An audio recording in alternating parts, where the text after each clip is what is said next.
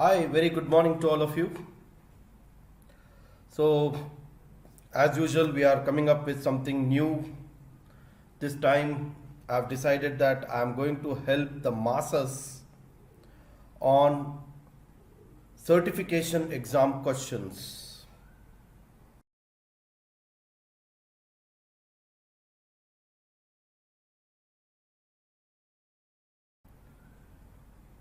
In this particular session, I'm going to take in specific Azure Virtual Networking topic, which is in AZ-104, the certification exam for Azure Administrator Associate. Yes guys, if you want to take this particular exam, it's going to cost you around rupees 4,800 if you are in India, and of course if it is US, it's going to cost you around 165 USD dollar. Of course, if you are in India, there will be additional GST on top of it, around 18% GST. So that's the cost. To write this particular exam, you will have to go to the Pearson ProView Center, or you can even book the exam online.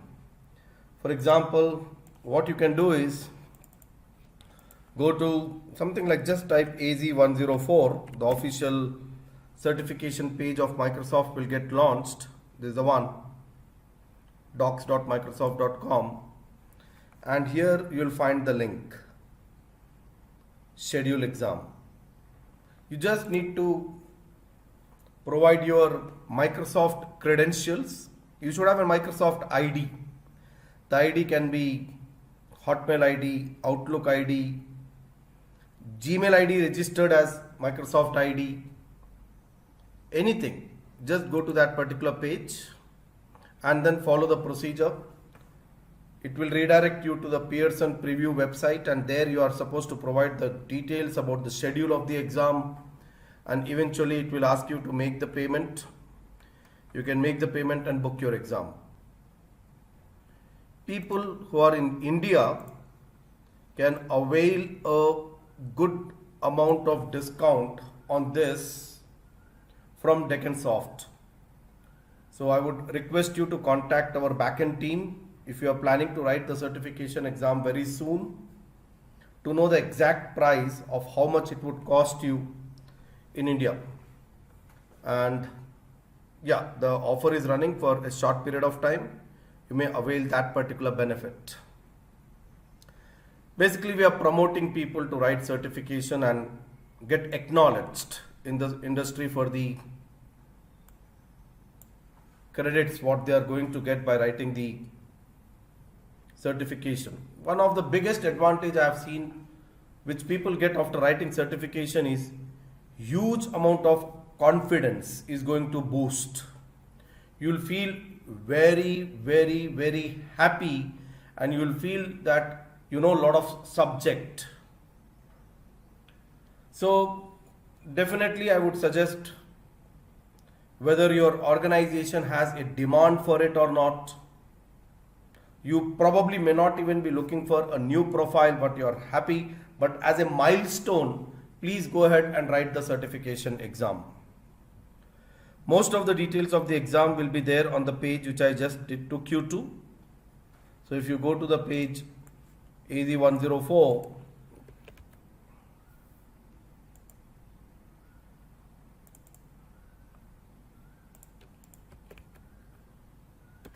just type AZ-104 on Google, go to the page, you will find the course objectives, and most important is this file, download exam skill outline.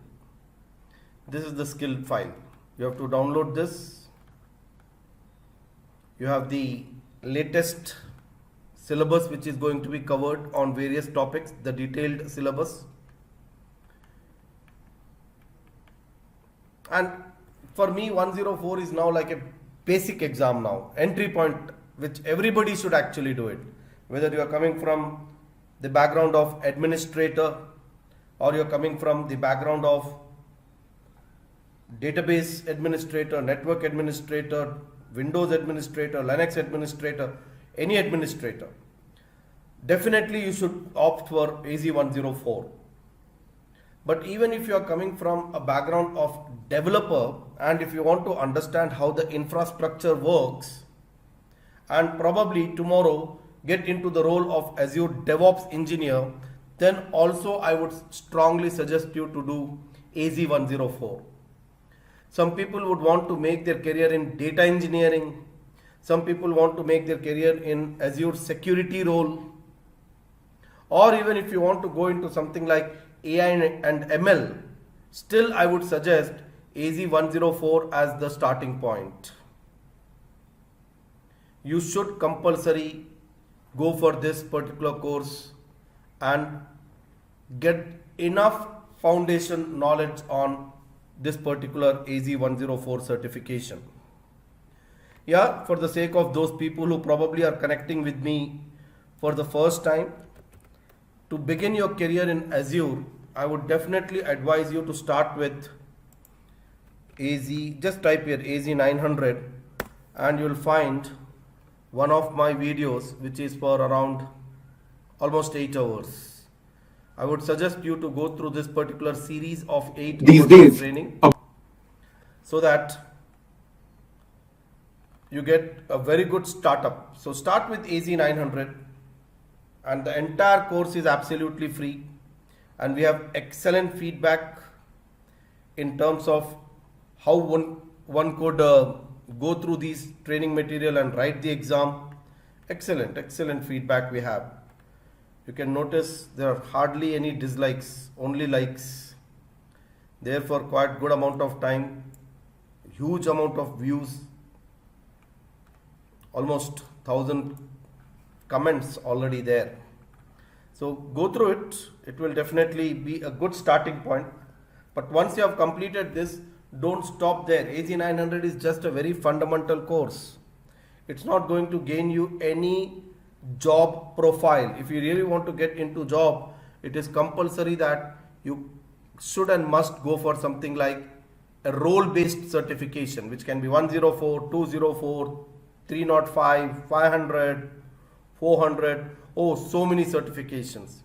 Probably I'll take another session on some other day to talk more about the certification. But yes, as committed in this particular session, I'm going to talk about Microsoft certification Azure Administrator Associate. The code is 104. You will be given around 120 minutes for actually taking the exam. Overall it might be 150 minutes, but the 30 minutes will be given for you to finish off all the initial study, the terms and conditions and all those things, but the preparation. But actually 120 minutes you will be given to take the exam. Variable number of questions, not necessary you should get fixed in every set. Sometimes you get 40, sometimes you can go up to 60 also. Passing score is 700 out of 1000. Mind you, it is not 70%. Don't take it as 70% out of 1000. No, it's a 700 score. They have their own pattern of scoring. Not necessary every question will have equal number of marks. There are questions which will have multiple answers. So in those kind of cases, the marks are split based on the complexity of the question. The marks are more or less. So many factors. And overall, if you look at the skills and the percentage of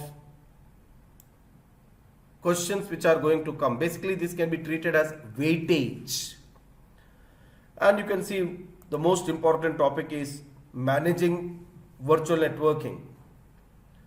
So Azure certification really focuses on the Azure Virtual Networking, which is our topic for today. So in today's session, I'm going to take you through various questions. It's not about simply reading the question and answering them. You have to also understand why this particular question is having this as the correct answer or anything else as the correct answer. That's going to be my primary focus.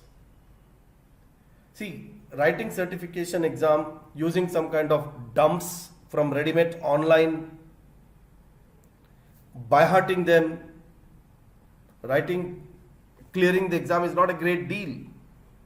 But you will never get that confidence which you are supposed to get once the exam is completed. So these sessions, I'm going to conduct a series of these sessions, not just one. These sessions are definitely going to help you for preparation. What should be your approach when you are preparing? What should be your approach when you are taking up a question and answering that in the exam also? Because time is important. We have very limited time in exam within which we'll have to answer all our questions. So that kind of attempt I'm going to make here. I'm not here to just give you a set of questions, by heart them, answer them. No, we will also talk about the subject around every question a bit.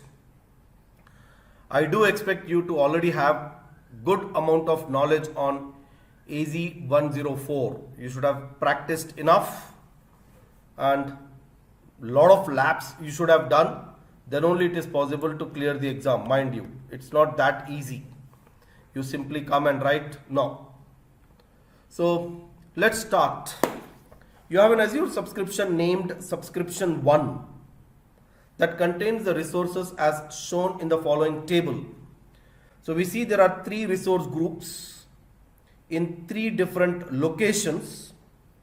RG1 is in East US, RG2 is in West Europe, RG3 is in North Europe, and then we have got a VNet and a VM.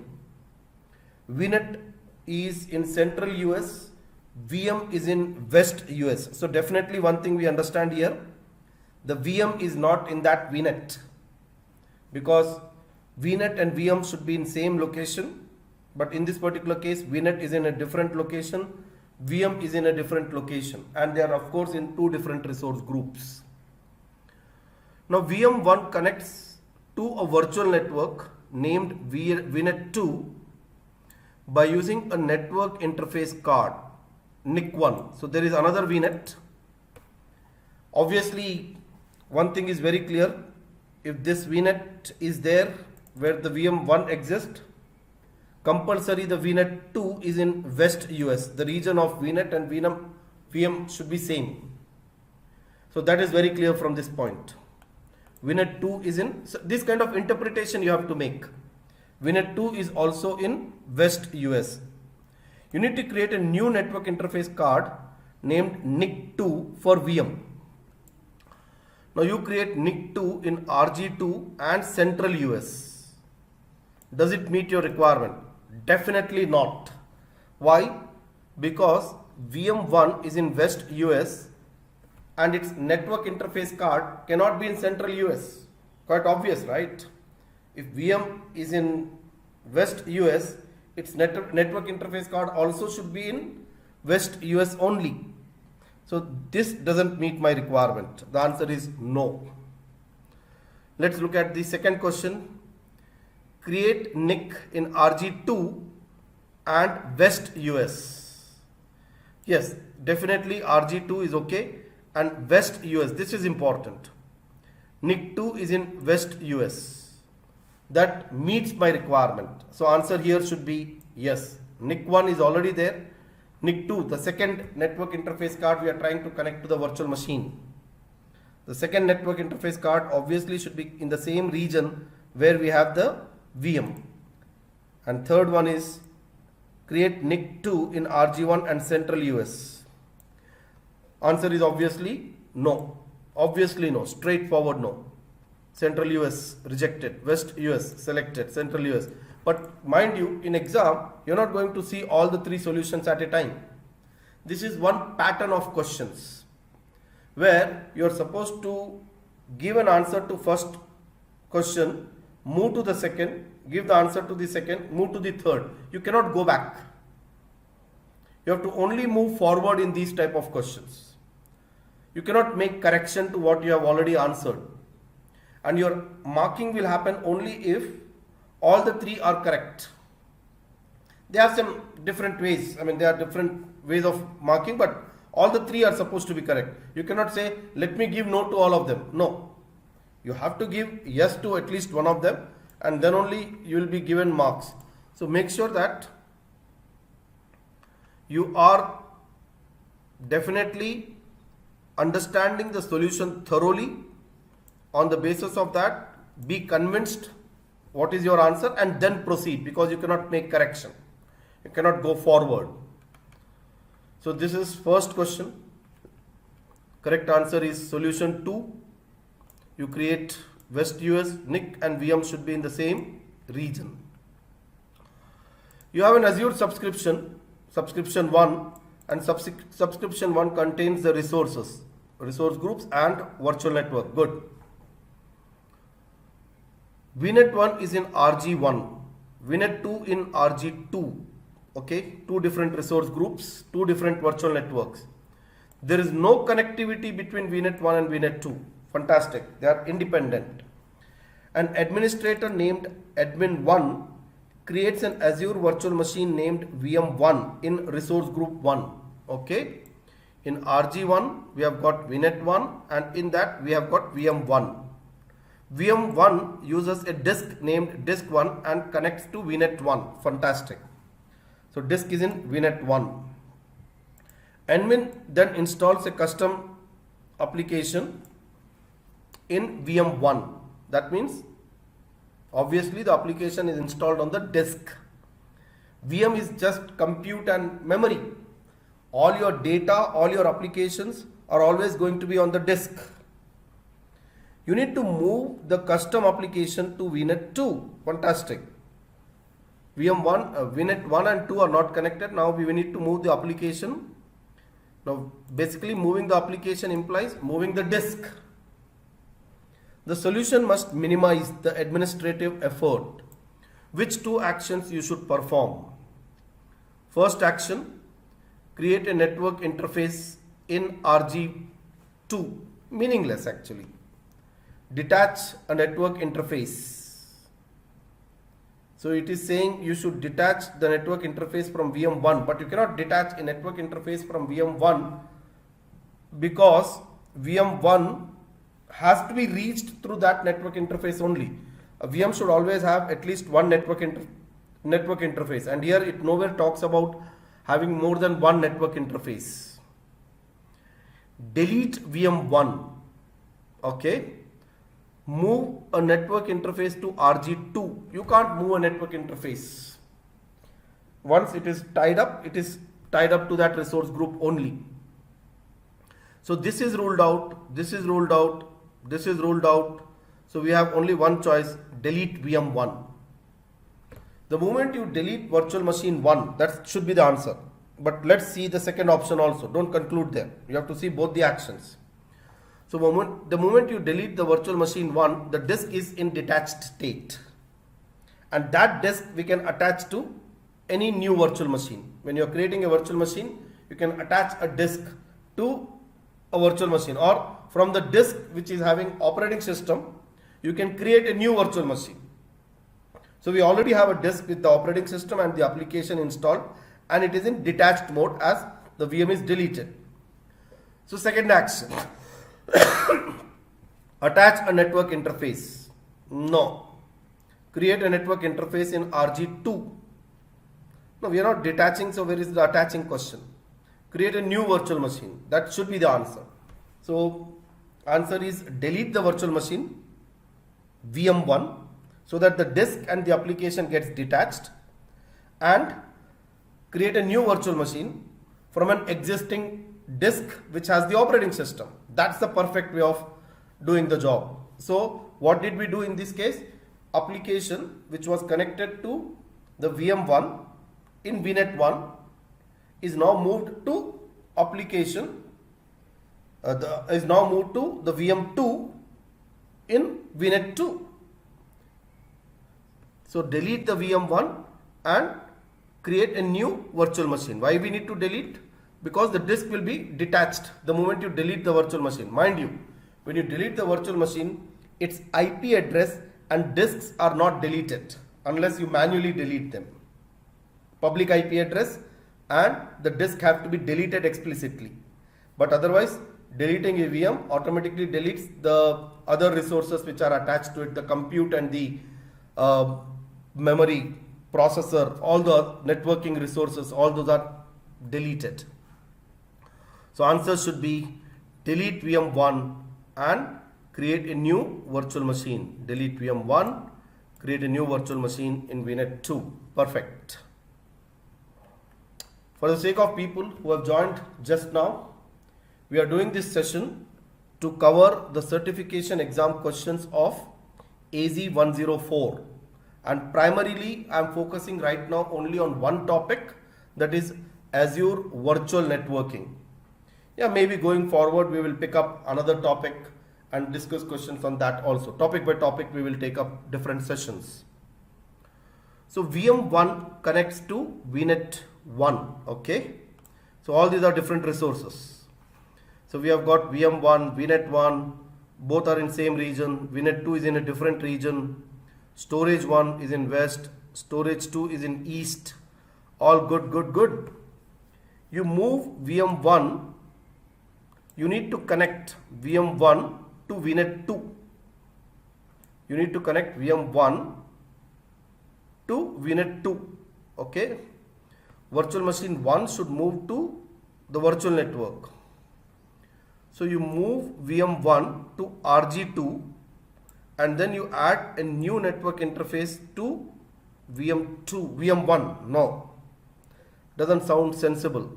You move virtual machine 1 to RG2. Now resource group have nothing to do with actually your resources. Resource groups can be in a different location and resource can be in a different location. So that is one of the place where a lot of people get trapped. So you add a new network interface to VM1, not possible, right? Because they are in different region. You turn off VM1 and then you add new network interface to VM1. No. Just because you have turned off, it does not change its location. Its location still remains West US only. So how will you move it to East US, East Asia? So this doesn't serve the purpose. This also will not serve the purpose. Because you cannot add a network interface card of a different region to an existing VM which is running or which is stopped. In either case, doesn't serve the solution. So look at the third one. You delete VM1. Okay, sounds interesting. You create a VM1 and then you create a new network interface card for VM1 and connect it to VNet 2. Fantastic. You can do this. You are deleting the virtual machine, though the answer is not perfectly provided, but looks to be the closest possible. You delete VM1. That means now it is deleted. It's no more there in West US. And it says you create a VM1 and then you create a new network interface card for VM1 and connect to VNet 2. Perfect. You are deleting, creating new one. Now they should have also said the disk of the VM1 will be reused while creating the VM1 in the new location. And the disk has to be migrated. That part is missing, but this seems to be the closest answer. So these problems I have noticed in my Microsoft exams. Not necessary that the solution which they have given is going to be the perfect solution. Certain things will be missing. So there you will have to make some wild guesses that this is right or this is wrong. You'll have to probably make a wild guess in those kind of situation, and definitely that's a little difficult situation. You don't have choice, but you have to make it. But I would go with this answer. No choice. Solution is 3. Because 1 and 2 are definitely ruled out. Definitely these are not possible.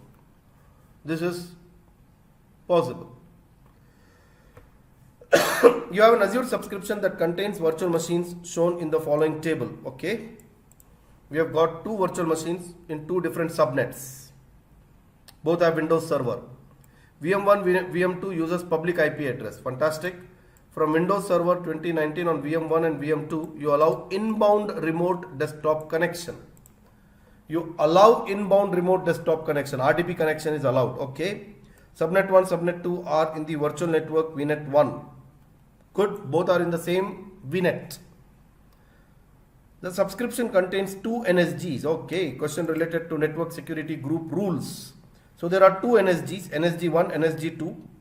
NSG1 uses only the default rule. And what are the default rules? Any kind of network communication between the two virtual machines within the VNet are allowed. That means VM1, VM2 can talk to each other in either direction. That is the default rule. So NSG1 uses the default rule. NSG2 uses the default rules and also had a custom incoming rule. Okay, highest priority, 100 is the highest priority. 3389 RDP, port number 3389 is for RDP. Protocol TCP, source, destination, any allow. That means this is a incoming, inbound RDP is allowed access. This is important. Inbound RDP is allowed access. NSG1 is associated to subnet 1. Okay, subnet 1 is VNet 1, VM1. So NSG1 is attached to VM1. We can think of it like that. NSG2 is associated to network interface of VM2. So NSG1 has gone to subnet 1, NSG2 has gone to VM2. Subnet 1 means VM1. Each of the following statement is true or false. Let's see. From internet, you can connect to VM1 by using RDP. Now VM1 has NSG1. NSG1 has only default rules. Default rules doesn't allow RDP. Simple. So answer is no. From internet, you can connect VM1 using RDP. Answer is no. Should be no. From the internet, you can connect to VM2 by using RDP. From the internet, you can connect to VM2. VM2 has NSG2. NSG2 allows RDP. But be careful. Nowhere it should have mentioned that VM2 is in any way connected to NSG1. Not even at the subnet level. Remember, the rule, the way it works is, if you have a NSG at subnet level and if you have a NSG at the VM level, only if in both the NSGs it is allow and allow, the request will be allowed, otherwise it will not be allowed. But that's not the case here. Here NSG1 is associated with VM1 and NSG2 goes with VM2. So yes, VM2 can be used from internet because we have clearly marked as allow rule here. So this is yes. From VM1 you can connect to VM2 by using RDP. See, VM1 you can connect to VM2. VM2 inbound definitely should be allowed, right? And that too, VM1, VM2 both are in same VNet. And within the same VNet, the traffic is by default allowed between all the virtual machines. Irrespective of their subnet, the virtual machines can communicate with each other. So it should be yes. So answer is no, yes, yes. No, yes and yes. That's the answer. So guys, this kind of sessions even I am doing for the first time. I've been only teaching the subject, and when I'm teaching this kind of subject, I go deep dive. I cover all this, whatever I'm teaching you as questions today. I teach all these things practically when I'm teaching the subject. So I would definitely love to hear from you people if this kind of exercise is helping you. Suppose you're already a AZ-104 associate, or you're already working on this profile for some time and you plan to write certification exam now. The approach which I'm taking now, is it helping you people? I would like to hear from you, or if you want me to do it in a little different way, I will be glad. I will be really honored to get some feedback from you people on this particular aspect. So please go ahead and start giving your suggestions on how these sessions are going on. Are they supposed to be like this? because it's not only one session today. We are going to conduct a series, and we would want to only keep improving. I want to definitely add huge amount of value to your knowledge, which you may already have. So you have Azure subscription that contains the resource in the following table: VNet 1, VNet 2, VNet 3, NSG 1, okay, 3 virtual networks in 2 different regions and NSG East US. NSG is in East US, VNet 3 is also in East US. So to which subnet you can apply NSG? The subnets of VNet 1, definitely not. They are in different region. NSG should be in the same region as the VNet. So if NSG is supposed to be in the same region, this is ruled out. VNet 2 and 3 ruled out. Though they are in same resource group, don't get confused. It's the region which is important. Subnet of VNet 2 only. Now, subnet of VNet 3 only. This is fine. I told you again, resource group doesn't really matter. Your resource group can be in one region and your resource might be in a different region. Or the resources can be in different resource groups. Still they can communicate with each other. I can have definitely virtual network in RG1 and NSG in RG2. Absolutely no problem. But they should be in same region. So subnets of VNet 3 only seems to be correct at this point of time. This is definitely wrong. So answer should be D. D. Very important.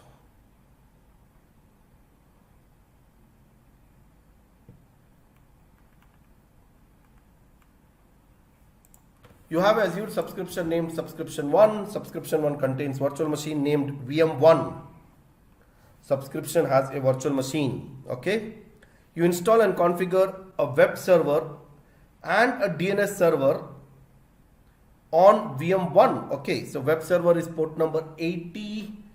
DNS server, I'm not very sure what could be the port number of DNS server. Some port number. Let's see. We are not supposed to know the port numbers. Anyways, VM1 has an effective network security rule shown in the following exhibit. Effective network security rule. Effective in the sense network security group VM1 NSG. Attached to the network interface. Okay, so this is NSG directly attached to the virtual machine. There is no subnet. There is no NSG at the subnet level. Use the drop down menu to select the correct answer. Internet users can connect only to DNS server on VM1. Can connect to only the web server on VM1. 50 to 60. DNS port number. Deny actually. Between 50 and 60 the rule is deny. So can connect is the answer. Definitely cannot connect. Connect to the web server. Web server is on 80. Ruled out. Can connect to the web server and DNS server on VM1. Cannot connect to the web server and DNS server on VM1. This sounds sensible. One is possible. I don't know. 50 and 60. If the request is for a port number 50 and 60, then deny. If it is not for the port number 50 and 60, RDP is allowed. Okay. 50 to 500 is allowed. 50 to 500 is allowed. But between 50 and 60 it will go here. So a question now. DNS port number. DNS port number is 53. 53 is the port number for DNS. So 53 can connect only to DNS server. 53 means definitely you cannot connect or out. Can connect only to the web server. Can connect only to the web server. Why only web server? There are other ports also which are open. Can connect to RDP also. So this is also gone. Can connect to the web server and DNS server. Definitely wrong. Cannot connect to web server and DNS server on. Cannot connect to web server and DNS server. Cannot connect to web server is also wrong. Cannot connect to web server. Web server is 80. If it is 80, this rule will not qualify. This will not qualify. This will qualify. Can connect to web server and DNS server. Let's see. I am confused. Can connect to only DNS server. Can connect only web server on VM1. That seems to be the correct answer. Out of 4, can connect to only the DNS server is wrong. DNS server is 55 and 55 is this rule and it says deny. Can connect only to the web server. Only is mentioned, that is confusing me. So, but you can definitely connect to web server because it's on port number 80. Port number 80 doesn't go here, and it goes here, and allow is there. Can connect to web server and DNS server. Both, no. Cannot connect to web server. So answers to me should be can connect only to web server on VM1. That should be the answer. But only is causing confusion, but other 3 are definitely ruled out. So second one should be the answer. Let's see. If you delete rule 2, internet users, rule 2 is deleted. Okay, this is gone now. If this is gone, 50 to 500 allow, RDP also allow. That means you can connect to DNS and web server, both. Can connect to web server and DNS server. So answer to me should be second option and third option. Perfect. Comparatively. So this is how you have to make it.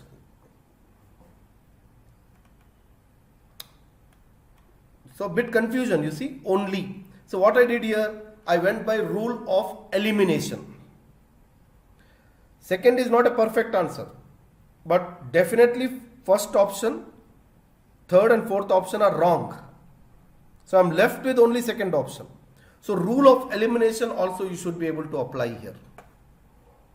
And that's possible only when you have 360-degree view of the subject. You should know entirely. The subject should be known to you in its completeness. So this is important. Second option, which is connect to only the web server. And here, because the rule is deleted, if this rule is deleted, DNS 55. So this is again something which is supposed to be known to you. Wow, I'm surprised. We have a network interface contains subnets shown in the following. Oh, wow, a lot of things. We have subnet 1, subnet 2, subnet 1 has NSG, subnet 2 doesn't have NSG, okay. VM1 is in subnet 1 has NSG 2, okay. So VM1 has 2 NSGs. One at subnet level, one at VM NIC level. 2 NSGs are there. NSG1, NSG2, both are there for VM1.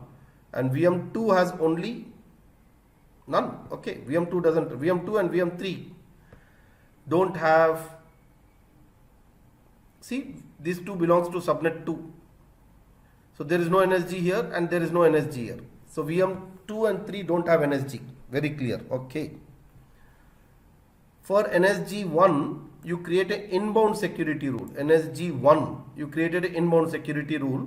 Priority 101, almost highest priority. Allow.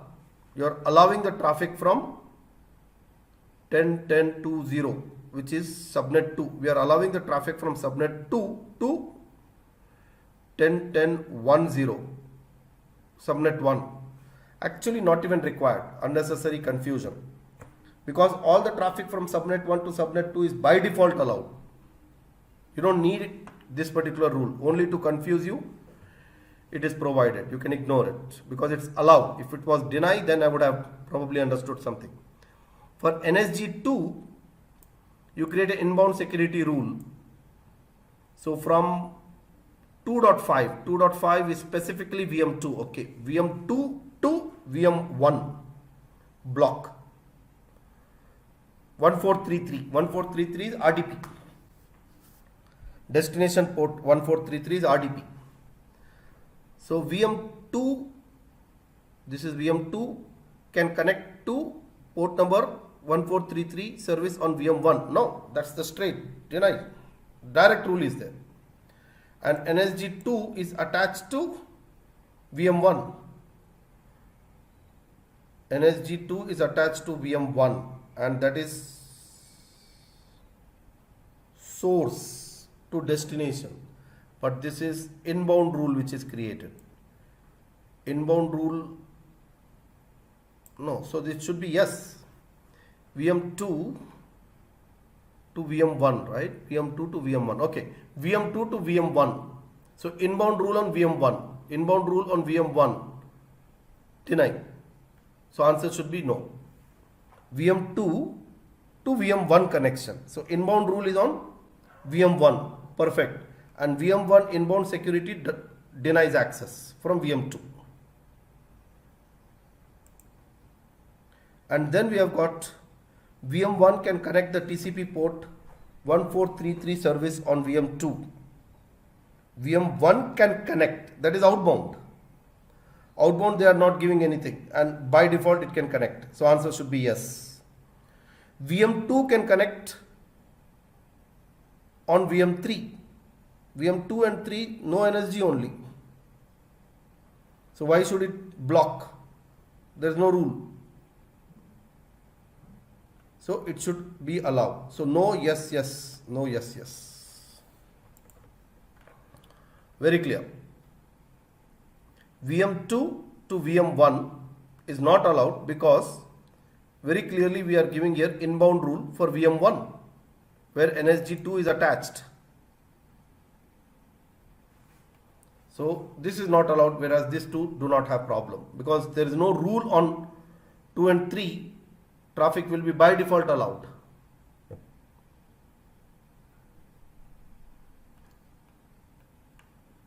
Which is actually not a good case. You don't have an NSG at all. When NSG is not there, traffic will just flow through. You have two subscriptions. Each subscription is associated to different AD. Subscription 1 contains VNet 1. VNet 1 contains virtual machine VM1 and has an IP address 10.0.0.0/16. That means these two are variable. Okay.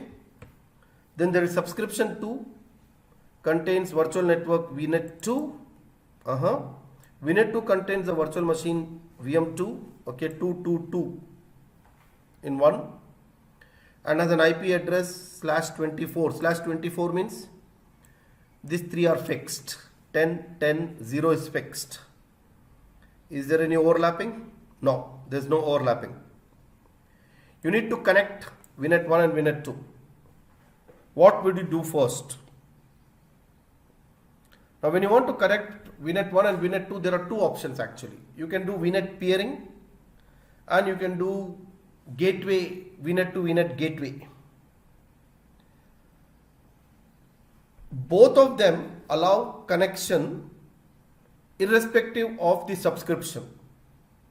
So moving the VNets to different subscription is ruled out. You can actually, there's no need. Move the IP address space of VNet 2. Move the IP address space. Modify the IP address space of VNet 2. There is no need to modify because there is no overlapping. There is different. 10.10 is different and 10.0 is different. So the series are anyhow different, so there is no question of this also. Provision virtual network gateway. Yeah, that's the first step. None of these three are correct. Because even if the VNets are different region, you can still have the connection established between them.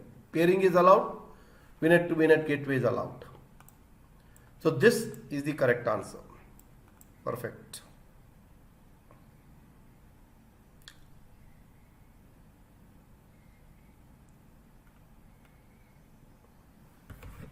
You have 5 virtual machines that run Windows Server 2016.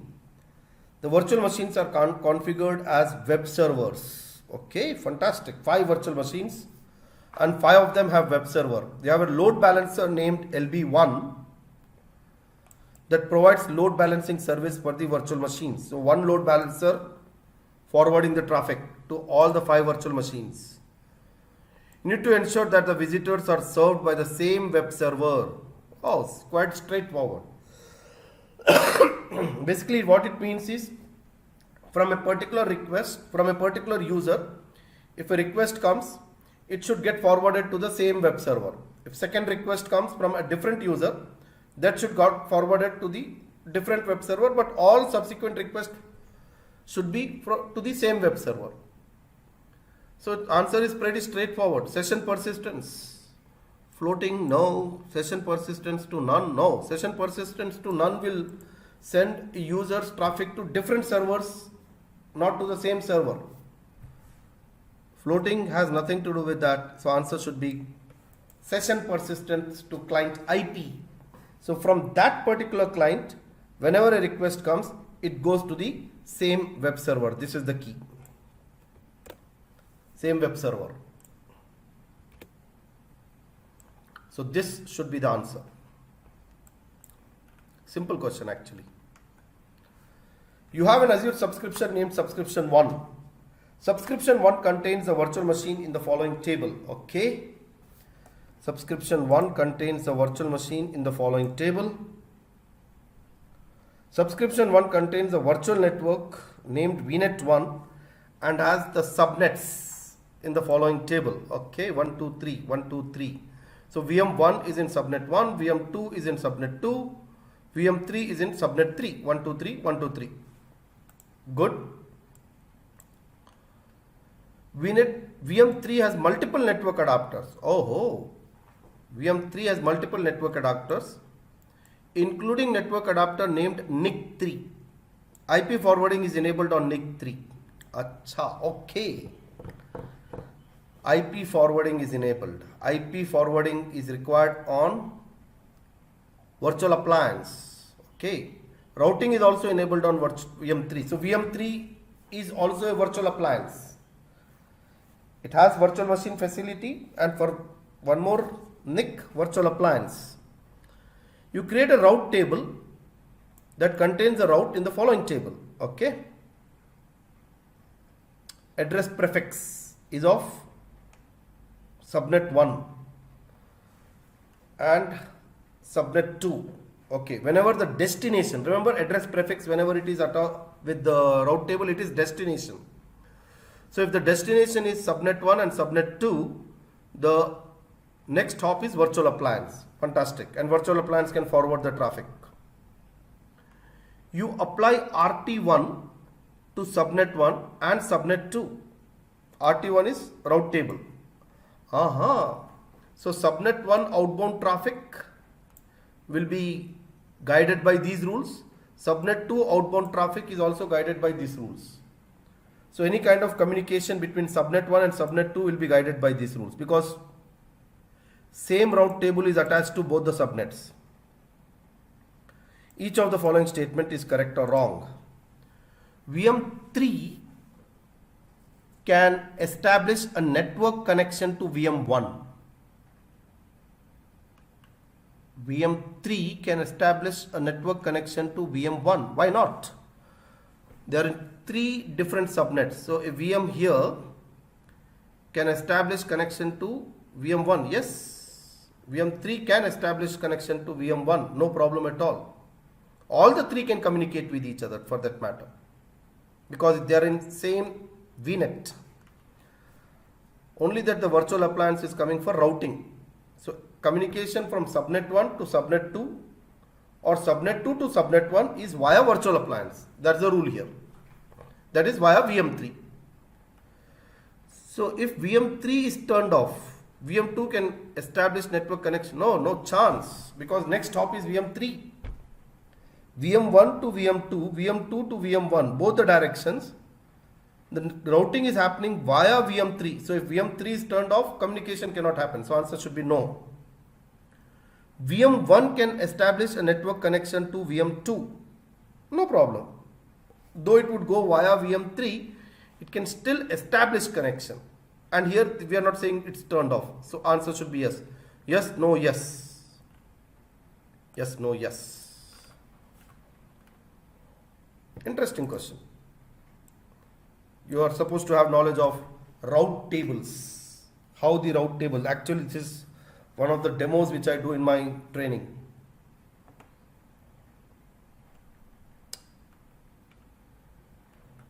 So guys, I have taken approximately 10 to 11 questions today and would love to see you again in the session tomorrow. We'll have same session and I'll continue from where I'm stopping now in the session tomorrow. So look forward to see you again tomorrow, same time, and do let your friends also know if they want to join these sessions. I would love to take some questions from the chat before I let you people go. You can put your questions in the chat and I will be glad to answer those questions from here. You can go ahead. Any kind of, I see one question there. How do we remember all the ports? No, you don't have to remember all the ports. Remember few ports. HTTP 80, HTTPS 443, RDP 1433, 3689, 1433 is for SQL Server, 3306 is for MySQL. Then FTP 21. So this standard DNS was something which I never bothered about, but looks like even that is important. So just remember ports of few services: DNS, HTTP, HTTPS, RDP, FTP, SMTP, POP. These port numbers also, if you remember, should be good enough. DNS we have seen today 55, HTTP 80, this is 443, RDP 3389, FTP is 21, SMTP is 25, POP is 110. These are few.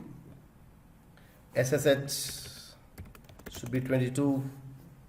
If you are doing a Linux machine, SSH equivalent of RDP on Windows. So these port numbers are enough if you remember. You don't have to remember all the port numbers. Can we have recording for these sessions? They will be on YouTube. You can watch them anytime. We'll just make it live. I want to join AZ-104. Just wait for, I think July 1st week, I'm planning to start a new batch for AZ-104. You can look up to that. Wonderful session, good clarity on so many concepts, great session. What are you starting? How priority defined for NSG? When you create an NSG rule, for every rule you have to set the priority. Smaller the number, higher the priority. 100 is the highest priority, remember that. You cannot set the priority 99. 100, 101, 102. 102 is less priority when compared to 100 priority, and rules are always applied in the order of high to low priority. That means lower number to higher number. So whichever rule qualifies, that will be applied immediately. It's not like if first rule qualifies, then also second will be checked. In NSG, it doesn't happen like that. DNS is 53. Sorry, this is correction. DNS, I got confused. That's something which I never bothered actually. DNS port is 53. True. You see 22, SSH, SMTP 25. These also, if you remember, enough. You don't have to remember all.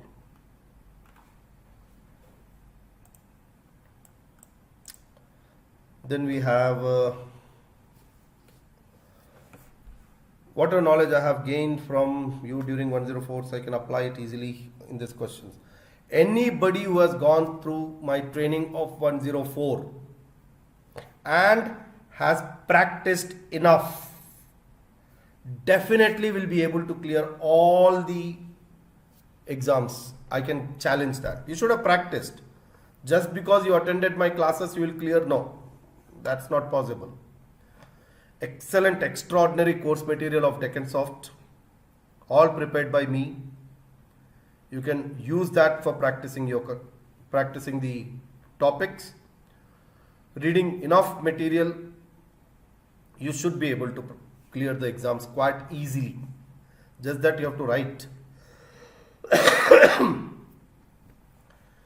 SQL server is 1433. Yeah, somebody is asking there.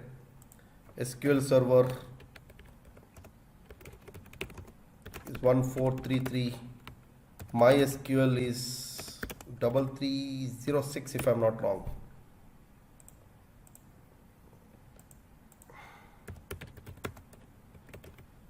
Should be 3306. If a rule apply in subnet and NIC, which one will allow first? See, it should not matter. If a rule is there in NIC and subnet, both should allow. Only if both are allowed, the traffic will go through. If it is denied at one place, at NIC level or at the subnet level, the traffic will be blocked. It will not let you go through. I have some free time in June. Can I join AZ-104 batch? Started yesterday and join. Yes, you can definitely. Once you join the course at Deccansoft, you can join by any trainer. My colleagues might be teaching, I will be teaching. So you can join the current batch which has just started yesterday. That is by Gulnaz actually. And you can continue in my batch also. People who are there in my batch are continuing in her batch. The two different ways of delivery. Content is still the same. It's just that the delivery of content will be different. So a lot of benefits. I would suggest people who are interested. I see a lot of questions pertaining to joining of course. Please go through best.nettraining.com and go through this new batches and webinars. All your upcoming batches will be scheduled here. Free webinars.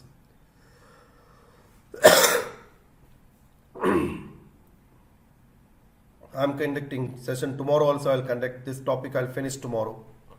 So make yourself available for tomorrow's session as well. And all ongoing batches you can see over here. Some things which have started and some which are going to start. All the currently ongoing batches. So this is the place where you can look up to. You can buy the Microsoft exam voucher. Right now at a heavy discount price. We are selling it heavy. Almost. It is 4,800 plus GST. So it comes to 5,600. We are giving it for 4,250. Mostly 25+% of discount that is.